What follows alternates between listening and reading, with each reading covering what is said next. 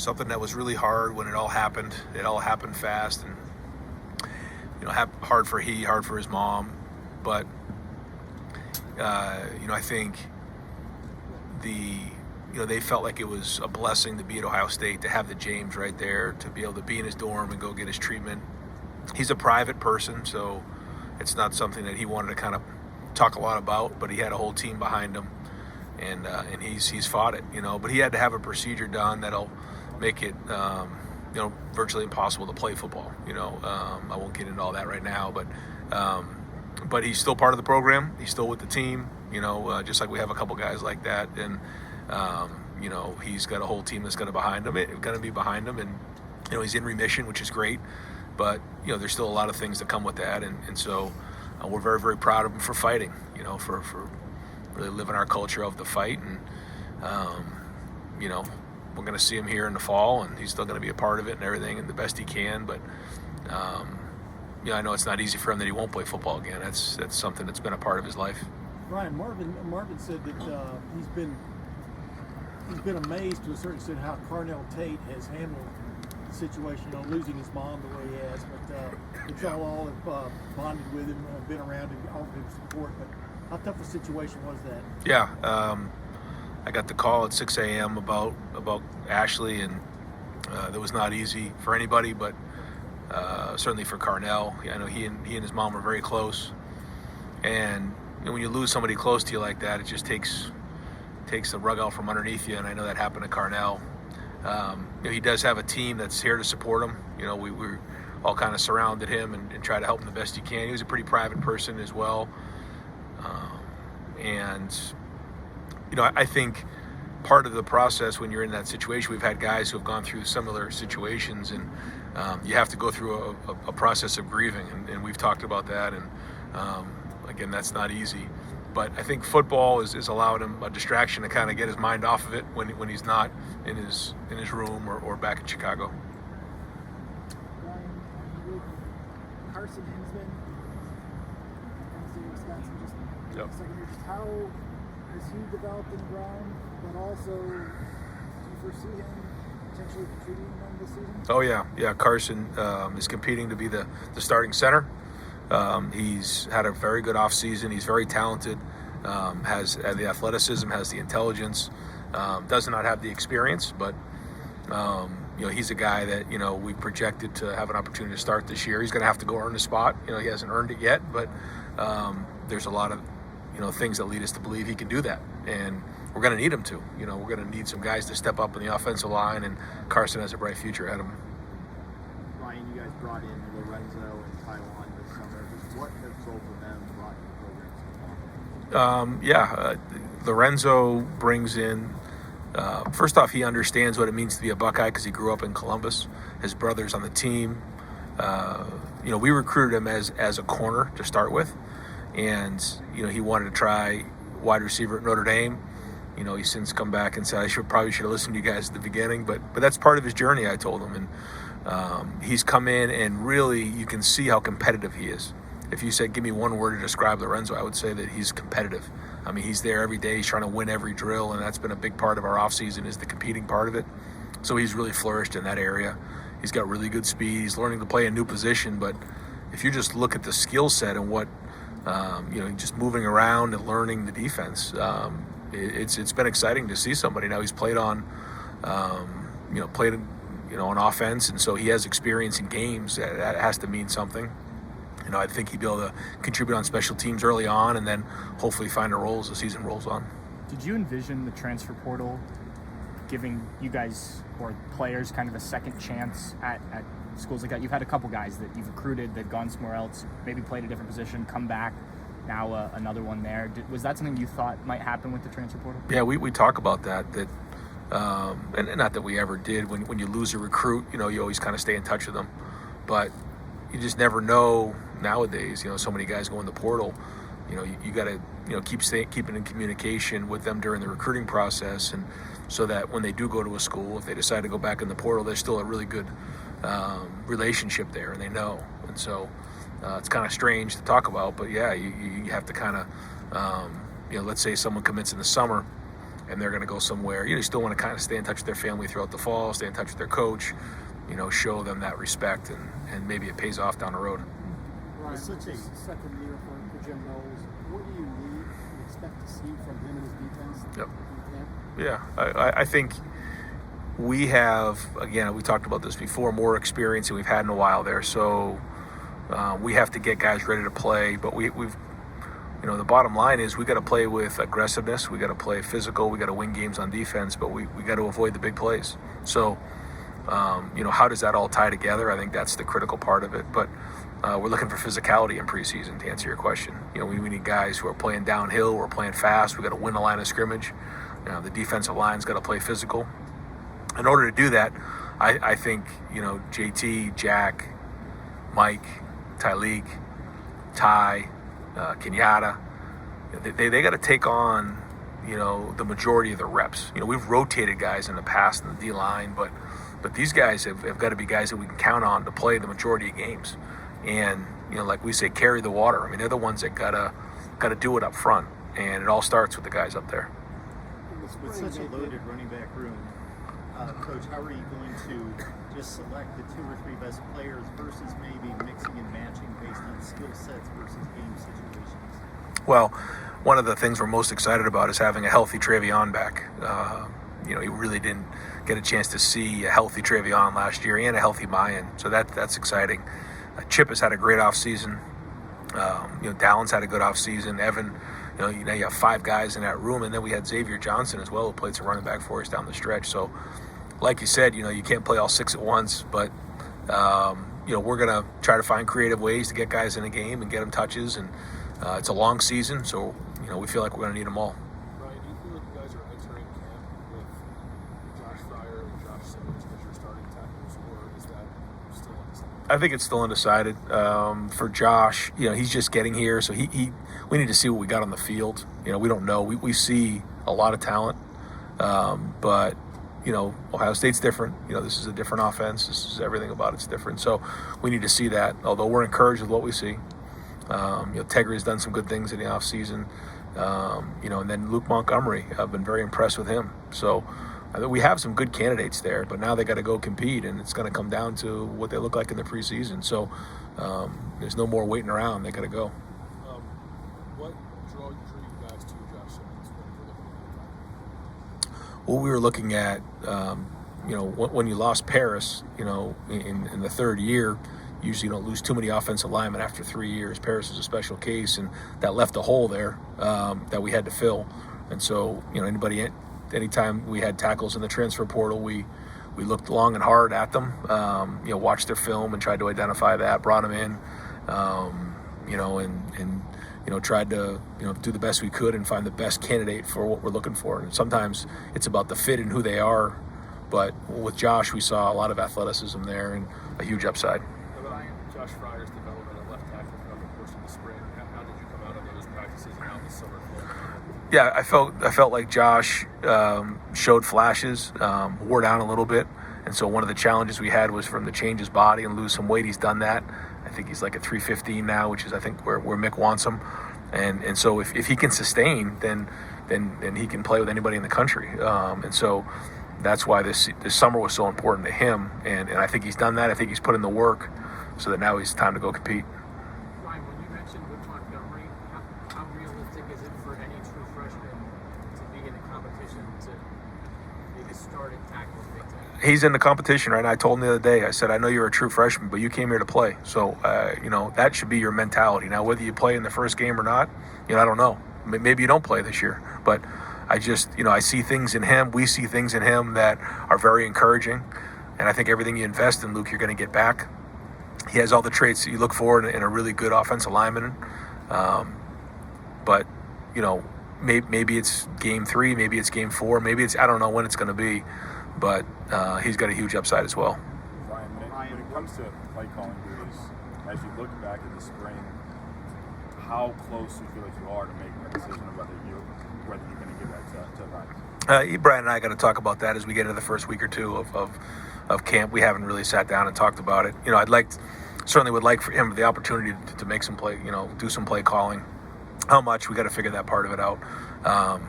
but we'll get a feel for that as we get back into here in August. But that's, I think the big thing about being an offensive coordinator is it isn't always about the play calling. It is just the day-to-day organization of your staff, the corrections, the installs, the game plan. Like, there's so many things that come with being a coordinator, and one of the last things is play calling. Now, there is certain things that you learn over the time about play calling that you can learn from, but the organization and day-to-day stuff is way more important, and that's all great stuff that he's working through now. Does the quarterback battle in that conversation matter at all in terms of when you pick a quarterback with the play calling situation and making sure that you're hearing one voice?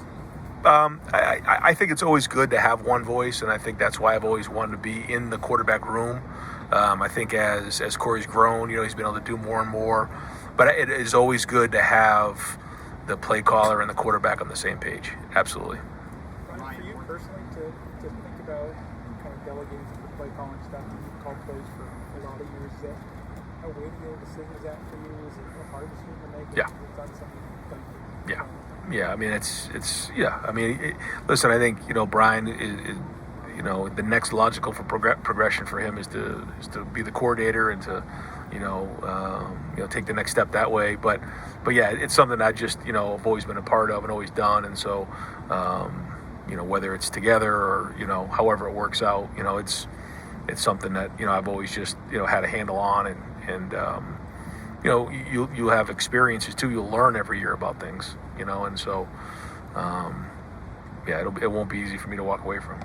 Ryan, what made you guys want to bring in Taiwan Malone, and what do you think he can add to that defensive talent? Yeah, Taiwan was somebody that played baseball and football, and then did a little bit of that going into college. We felt like if he just focused on football, that he could play at a high level. Similar in the recruiting, we said the same thing. He was coming out of Bergen Catholic, and he played some last year. In the clips that we saw when he's out at Ole Miss playing, he did a nice job on film. So he enters the portal, and that was an opportunity for us to go grab somebody who we think can be in the program for multiple years, who can develop once he just focuses on football. Ryan, you mentioned last year after Michigan lost about wanting a different mindset going into the Georgia game. It seemed like you guys got that. What have you done in the 7 months since then to, I guess, try to cultivate that, keep that going, and do you think that has sustained? Yeah, I do. It's been about just the competing part of it. I think that when I mentioned this earlier, if you and I are in a competition, let's say we're doing push-ups and I do 20 and you do, you're going to do okay, but you're going to try to do 21, right? And then I'm going to try to do 22, and we're going to go back and forth. And competition is how you continually get better. And it's one thing to work hard; it's another thing to compete. So much of what we've done has been around competing, and we've been competing in every single thing we can possibly do. And we're counting on that to make the difference in the end, so that we can find those one or two plays, because in those matchup games it comes down to one or two of those plays, and those game altering plays can be the difference between winning or losing games. Is it more competing than in previous years? Is it different competing? I'd say it's more. It's pretty extreme. I mean, we overdid it and overemphasized it. I mean, we've always done competitions, as you know, but I'd say that it's pretty extreme. All right, 2 years ago we sat here and you said that in 5 years you were afraid you wouldn't recognize college football. And thinking now that's only been 2 years, Right. how much the game has changed. How do you feel about where things are heading for the sport? Yeah, so I guess we're 3 years away from that moment. Yeah, I mean, it's a lot different now than it was 2 years ago. I mean, if you had sit here and said that this is what it's going to look like, probably somebody would tell you you're crazy. I think we need some help in certain areas for sure. I think we need help. Not every college football program across the country is the same. Whether it's Division III, Division II, FCS, FBS, different conferences, they all experience different things. They come from different perspectives. They're different sizes. They have different challenges. So I think we need flexibility throughout the country to be able to make rules that apply to, certain groups of football teams. How much have you and Gene and the university been involved in the conversations with NIL as far as the legislation goes through Congress? I mean, is it just you guys, Michigan, Penn State, and is it the whole conference?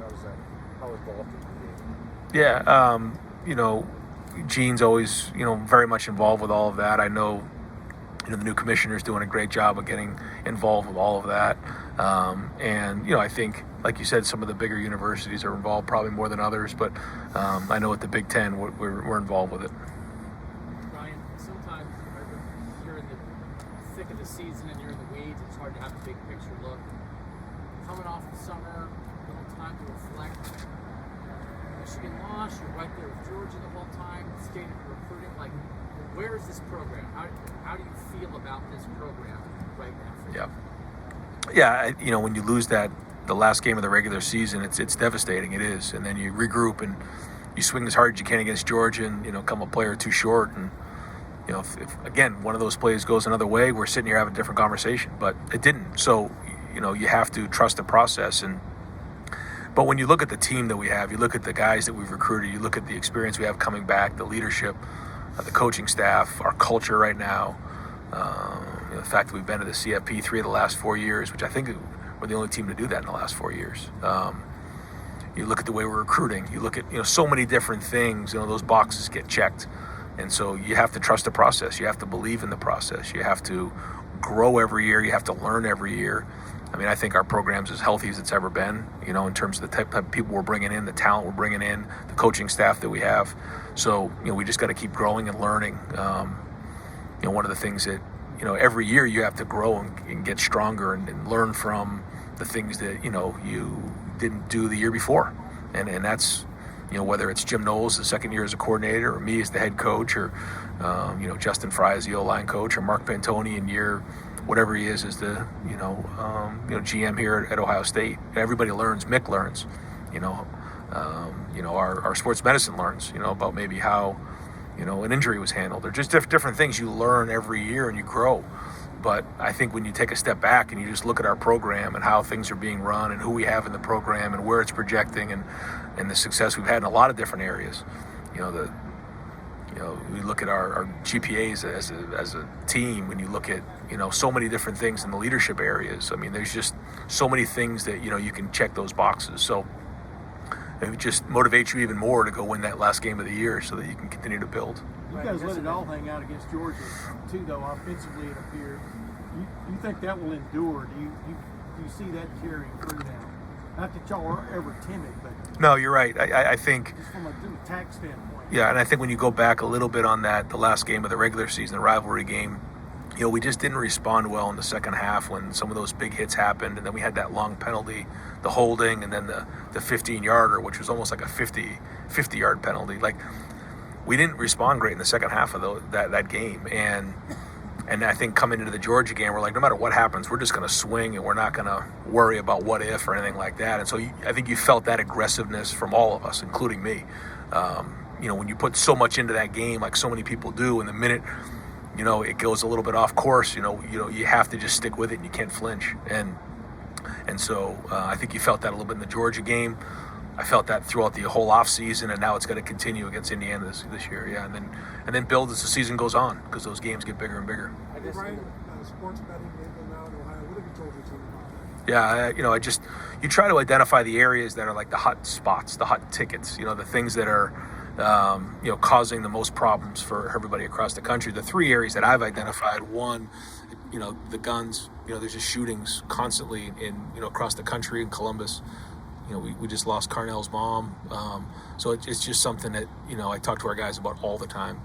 The second one is gambling. You look at that right now is across the country. We just saw somebody else, I think in the NFL, get suspended. That's a big deal. And then speeding, getting behind the wheel of a car and going too fast or getting themselves in accidents. So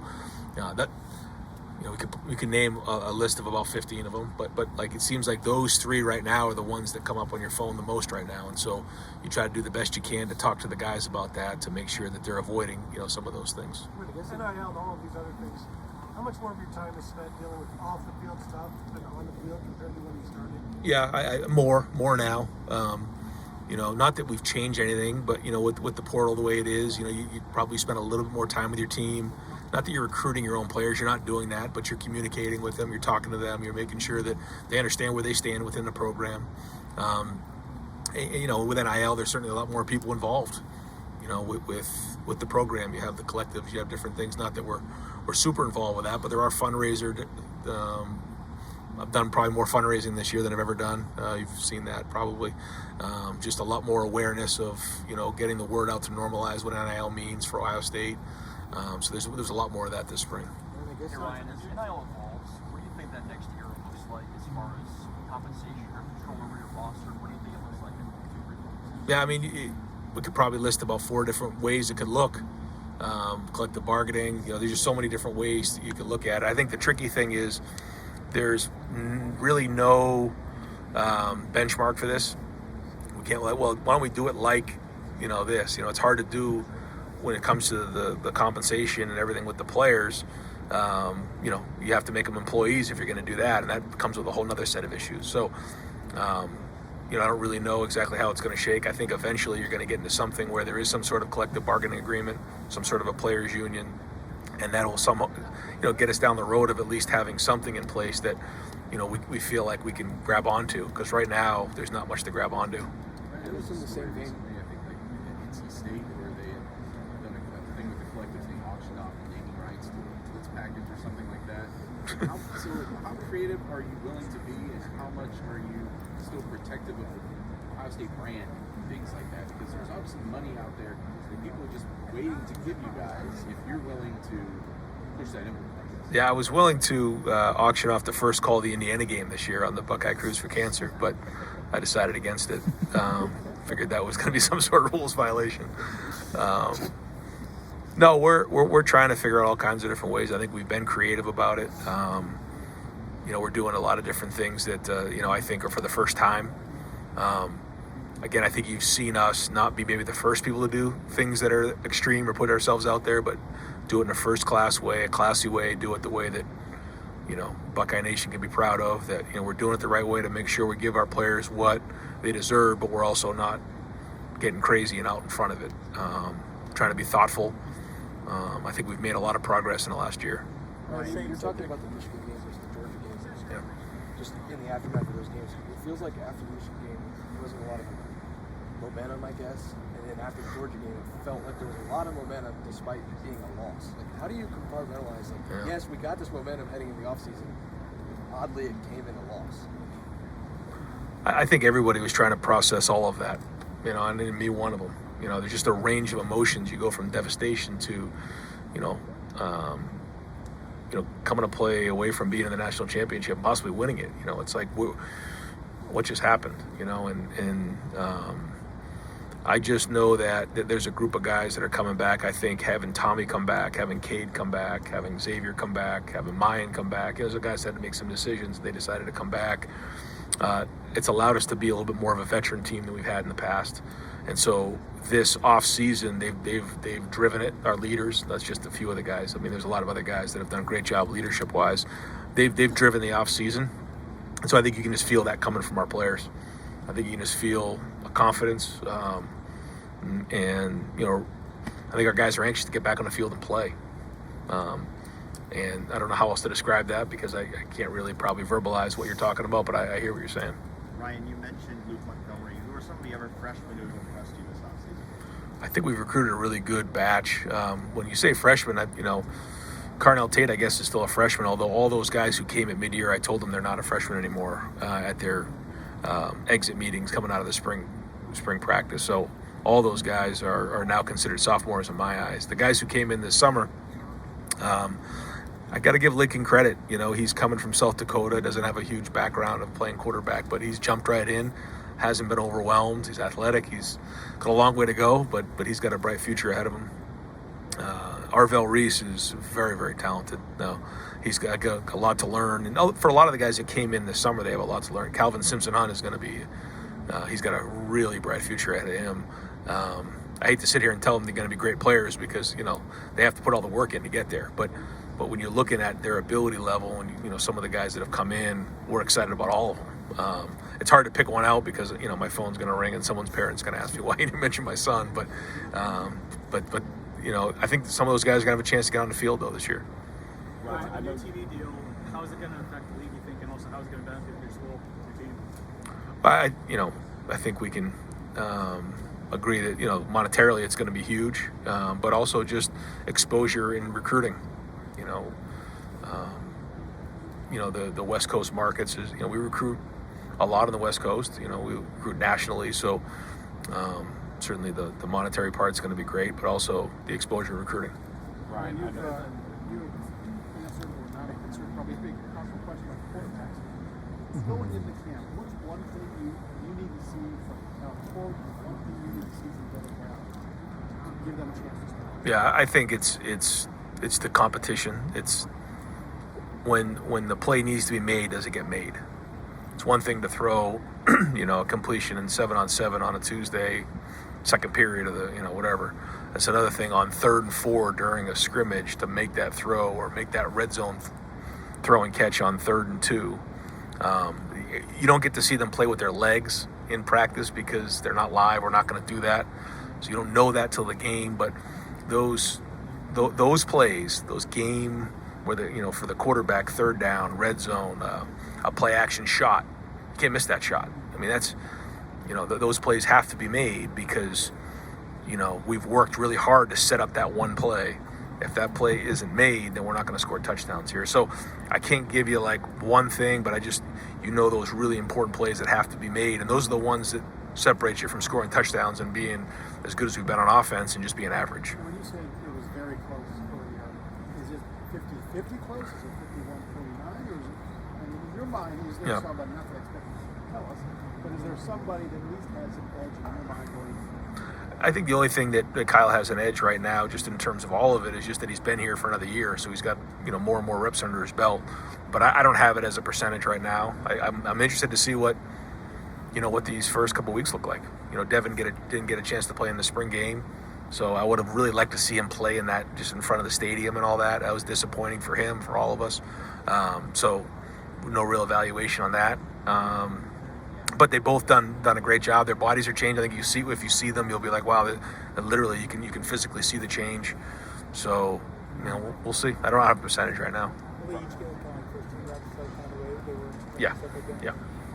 Coach, you have a talented returning offensive player like Marvin Harrison Jr. You must have some awareness that defenses are going to try to do whatever they can to stop him. But also, you've got to get Marvin Harrison Jr. involved. What's the balance of that, acknowledging, hey, if that's how they're going to deal with him, we've got to get the ball to other guys, versus we have to do whatever we can to get him open and make sure he's involved? Yeah, we talked about it yesterday as a staff. We can't, at the end of the game, look down at the stat sheet here and say, well, Marvin touched it once or twice. Like, that's not acceptable. We have to figure out ways to get him the ball. But at the same time, like you said, if Marvin's 4 and 3 by 1 to the boundary, they got to double team him. Like, there's not a lot of people that can cover him. It's just, there are probably not some people in the NFL maybe that can cover him. He's that talented of a player. We're very fortunate to have him. So what does that mean? Well, there's going to be times where he's going to dictate coverage, and there's also other times Emeka's going to dictate coverage. I mean, he's had one of the more productive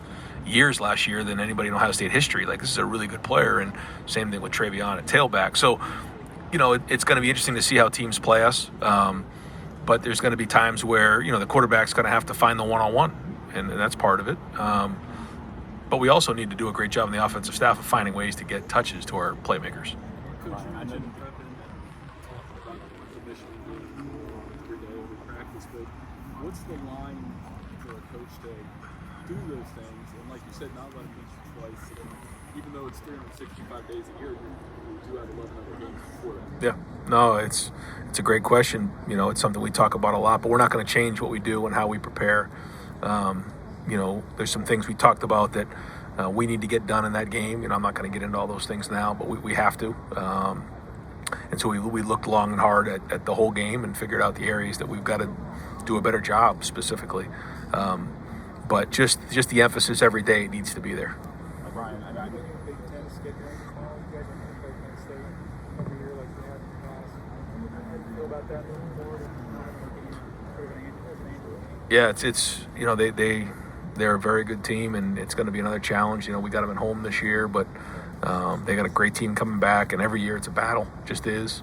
And we've built up some great games over the years. So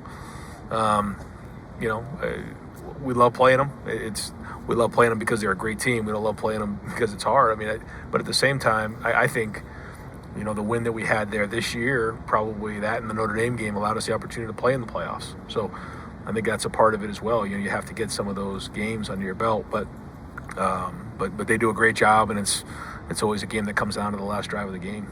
Ryan, I know you guys take a lot of pride in the culture you built at Ohio State. So this isn't necessarily an Ohio State specific question, but when something happens like it did at Northwestern, as a head coach in college football, do you look at your culture and say, what can I change, or how much more do I have to focus on this program?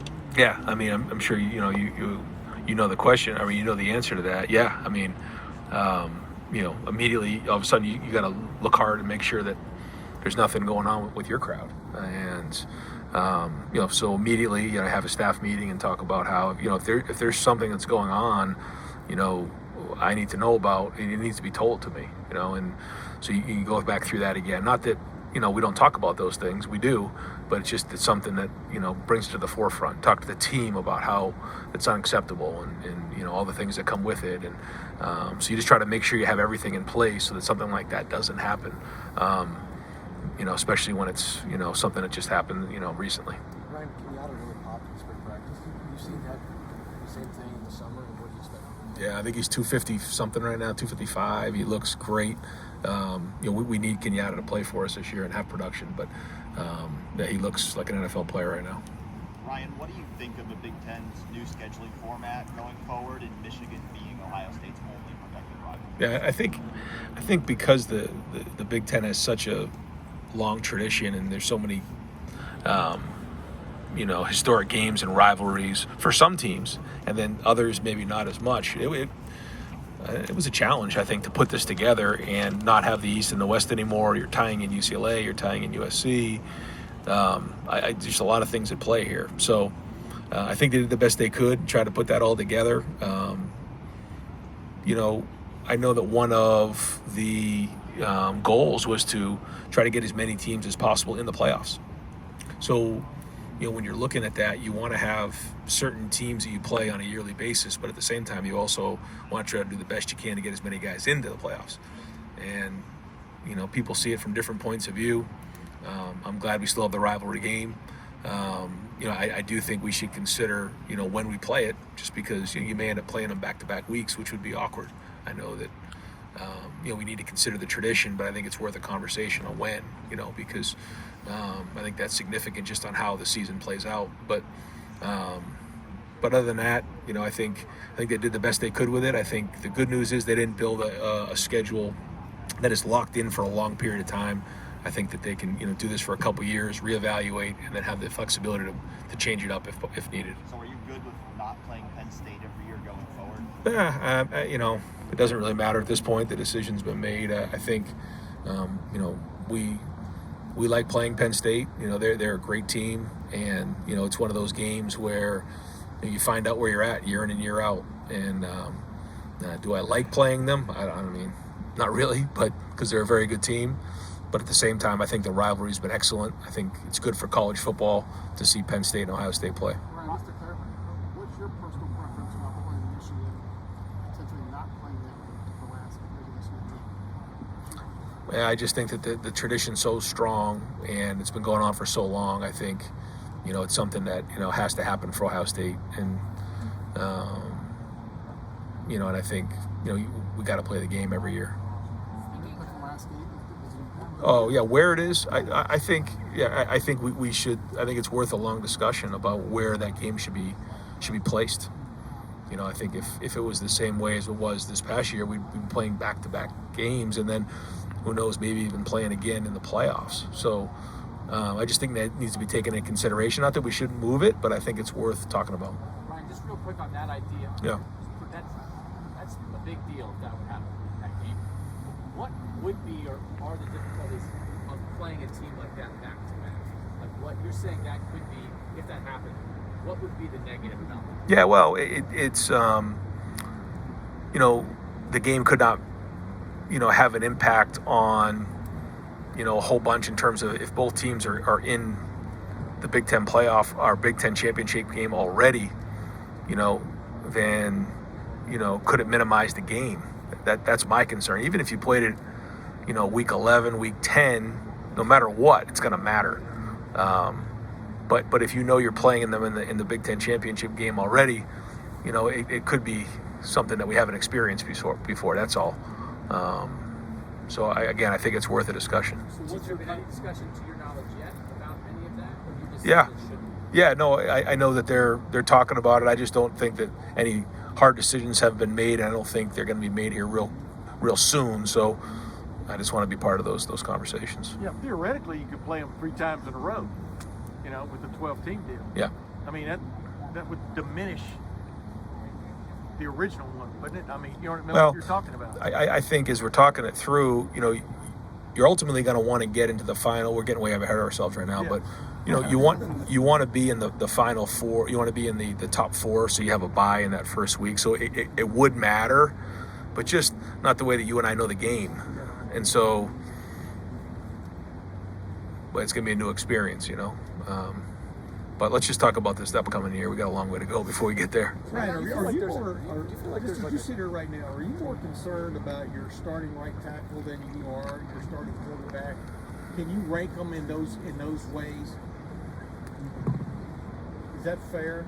Yeah, I know what you're saying. That's a good question. I don't know if I have the answer to that. I mean, yeah, I'm concerned about both just because you don't know. And that's when you go into a conference first game on the road, your biggest concern are the unknowns, and the unknowns are those guys haven't played. So, yeah, I mean, they're both concerning. And again, only just because they haven't played. I mean, they might be the best players on the team. I don't know, but yeah, you worry about those type of things. Yeah. With all the changes coming to college football in 2024, do you feel like there's a little bit of a cloud hanging over the season, just in college football in general? Like, you're going to go about your day-to-day business. You're going to play 12 games, maybe play for national championship, but there is a little bit of a cloud hanging over the season with everything that's coming right. Yeah, I hear what you're saying. I just think that, whatever the rules are, and then, they're gonna crown a champion, and we got the rivalry game, we got the Big Ten championship, we got the national championship, so it's all right there. It's just a matter of, the format, and so the format is what it is this year, and we're just gonna go after it. Ryan, how would you feel about opening the season against Michigan? Just throwing some stuff at me right now. I'm just going to worry about beating Indiana right now, but that'd be crazy. Mecca and Marvin, where do they rank as in terms of the best duos you've had in the Rams? Yeah, I mean, I don't think you can say there's anybody better. Now they have to produce for another year because they only have really 1 year of production. But if you look at what they did last year as sophomores, and certainly they had CJ, and CJ was great, but. Man, for 2 sophomores, I mean, that was as good of but they got to do it again, and I think that's part of what you're asking, guys who do it for multiple years in a row, not just for a year. I mean, Jackson was one of the most talented receivers we had, but he was hurt last year, so the production wasn't there. Where Garrett and Chris, those guys, did it for multiple years. So if they can put another year together this year, they might be one of the better ones in the history of Ohio State, if not the best. Talking about that first game of the season, what are your thoughts about that first game of Indiana? You said you guys are growing every single day. Where do you expect your team to be right at that first game of the season? I expect to be playing at a high level, picking up from where we left off last year. I expect our defense to be a year experience, a year more salty. I'm excited to see some of the new faces out there playing, and expect to see one of the more explosive offenses in the country, and quarterback that is gonna put the ball into the right spot on time, not to do anything extraordinary early on, but just find a way to compete and win games, and a team that's going to play tough and compete at a high level, play with an edge, play fast. That's what we're looking for in that first game, and then winning the first game on the road, because we're going to have to go on the road a bunch this season, and that's good. Go on the road and see where we're at. So those are all things we'll be looking for. Coach, you talked about I hate to ask another question about the 12-team playoff, but with the Big Ten having 16 and with many people you've said the goal is to get as many as you can. But does that start to feel like the NFL a little bit in terms of 16 teams, almost like the AFC, with that playoff race and how that's going to be? Yeah, I don't think that's a bad way to look at it since they've been doing it for a long time and have a lot of experience. So yeah, I think you can make an argument for a lot of different things where, you know, you put pods together and you have divisions and the divisions go on and all that stuff. I mean, we could talk about this for hours about different things, but yeah, I mean, that part of it, I think that there is ways to compare to the NFL and how they've done things in the past because they have such a great experience. I think when you're talking about, you know, paying players and NIL, I think it's hard to compare to the NFL because it's just a whole different model. But I think when you're trying to put together a playoff system, it makes sense because they have such experience in this area. Ryan, do you have a time frame set for when you want the offensive line to be fully set, and are you open to moving pieces around as season starts? Yeah, I can see us moving some pieces around as time goes on. You know, you don't want to. You'd like to have 5 that you feel great about. But I just think there's enough talent and enough competition in that room that you're going to see us try to give guys opportunities in game to grade out as champions and earn starter status. Ryan, what made you decide to hire Joe Philbin, and what has he brought to the staff so far? You know, I never thought we'd have an opportunity to hire him. You know, Brian brought it up because he coached Brian in Miami and spoke with Joe for a little while, and the conversation went on and on. It took a couple months probably for it all to play out. He had a lot of opportunities. O-line coach of the Dallas Cowboys, coordinator for the Super Bowl team, head coach for the Dolphins. A perfect hire in an analyst role. He's been unbelievable. He's got a tremendous amount of experience. He's got a great personality just in terms of how he handles helping some of the younger coaches, helping some of the other players, just being around the program. And he's been great for me, just somebody who's been through as a head coach what it's like, the point of view. And really, really fortunate to have Joe part of the program this year. How much can an analyst impact a team? We don't see them as much, so how much does that affect things? We've done some with the analyst where some of them have just been younger guys who have done a lot of the QC work. This is a little bit different. You know, we Todd Fitch is on staff now. You know, Joe Philbin, we brought in Mike Dawson, somebody that I worked with, you know, when he was in the NFL. And so, you know, Rob Keys, somebody who was the head coach at Finley. These are some guys who have a little bit more experience, who have been around different roles. You know, they can have an impact on the other coaches because sometimes they can coach the coaches. They can kind of help those guys up. They can help with game planning. They can bring perspective that maybe, you know, a younger coach can't because they've seen things before. And so I think that balance of having experience and then youth is a really good balance to have. I think the youth, you know, the younger guys with the energy and the connection to the players is great. Then you have the guys who have been through a lot of worse and they've seen a lot of things. And so I that's something that I've tried to do in the last couple of years is strike that balance. And, you know, I'd say this staff is probably the closest that we've done to hitting that. Right, is everybody who was out this spring? Who is? Was everybody who was out this spring injury-wise ready for fall camp? Do you have anything that's lingering injury-wise going into? Reese Stocksdale is the only one that has a long term. Yeah, so he had the ACL, so he'll be out until like bowl practice. You guys know the update on Zach Herbstreit. You know, he'll be out indefinitely right now. Still be on the team, still going to report to camp and be a part of it, but he won't be able to get on the field. Just for this season, you think, or until you know we get some sort of an update on his condition? Yeah. But everybody else is full go. Hey Ryan, your conversation. Evan Pryor, full go. Yeah. Your conversations with Tony Petitti, how much is he asking you guys what the league needs to do to best position you and the other teams in this league to compete for national championships? You've been the only team that's played for one or won one in the CFP or BCSU. Yeah, he's been great so far to work with. It seems like, you know, what he says he's going to do, and you know, looking forward to having more of those conversations. There's a lot coming at him right now, and he's trying to figure it out. But he's already got a couple things done, and you know, his long-term goals all look in line with what we need as a conference. But no, his communication's been good. You talk about NIL and funding and everything, and the real reason is because of its role in the transfer portal and the rise of collectives. Is the pay-for-play, is that even more prevalent in recruiting in the portal this year compared to a year ago? I think, just one of the biggest challenges we have right now in the, recruiting, whether it's the portal or in high school, is this inducement, and it's real. It's out there right now, and I think that's probably the area that if you said, give me the number one thing that we got to get straightened out NIL, it's that, and it's because it's so gray and it's hard to enforce. It's out there, and so. To me, if you had to say the number one area that we got to identify and get nailed down and try to, put some guardrails around, it'd be that area right there. Good. Yeah. So he's a medical. Yeah. Yep. All right, guys. Yep. Thanks, folks. Yep. No problem.